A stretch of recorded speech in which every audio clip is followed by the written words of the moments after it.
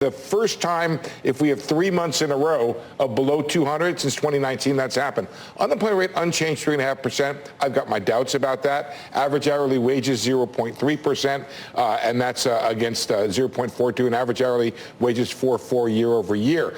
Couple one-time factors here, folks. This will not be a clean report. Some 16 or 18,000 striking workers, they're going to fall off the payrolls from the Hollywood writers' strike. 30,000 jobs affected by yellow trucking bankruptcy.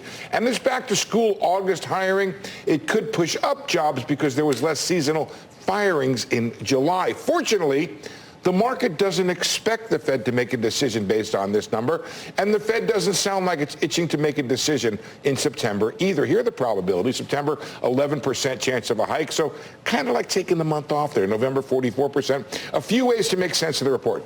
Watch the revisions. They tend to go in the direction of the trend with modest downward revisions every month so far this year. Watch temporary employment. It can often lead the way on the job trends. And pay attention to the unemployment rate and duration of unemployment, both of which should begin to suggest greater slack in the job market if it really is loosening up. What's happening, guys, I don't know if this metaphor works for y'all, but this is more like Fed monetary policy has turned more into a soccer game than a football game. Okay, football game, line up, hike the ball, get a result. Soccer game takes a little more time. The Fed is taking its time more now, making decisions. I think it's a smarter way to do this sort of thing. Not exactly what the market wants. The market wants a decision right now. Let me know. There are 2 more CPI reports between now and November, which means 2 more PCE reports. There's another employment report before then. And then I would watch October 26 and 27. You get GDP and the PCE just before the Fed meets at the end of October and November 1. So we're going to have to go back and forth on this, maybe a lot of volatility over time here. But I don't think that the Fed is, I think they're going to take the month of September to take a look at the data. You think Bostick is an outlier who just a couple of days ago suggested they've done enough? I've seen enough. The way I think about these things, Scott, is two ways.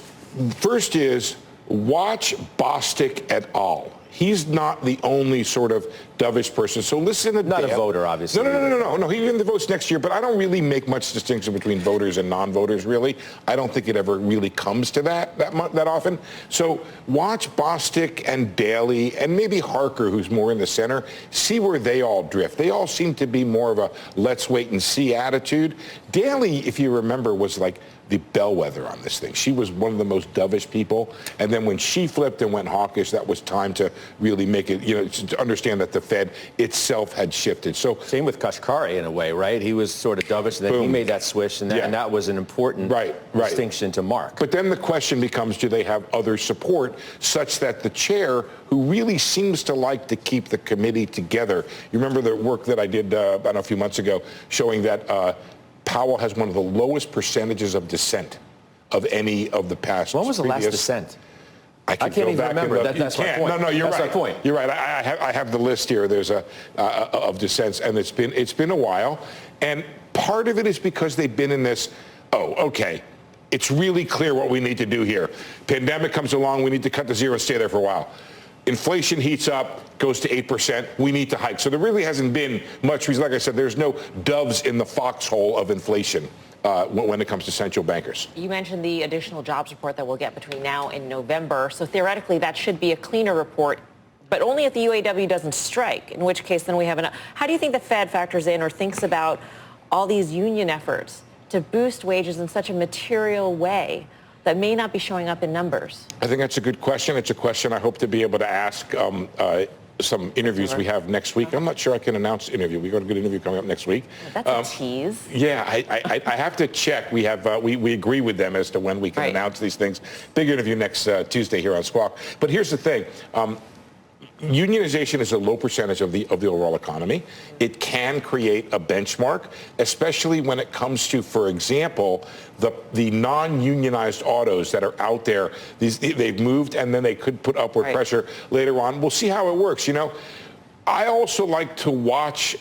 Every union has a specific negotiation, but I think that the union leaders, they act or don't act with a sense of the job market being very tight or not.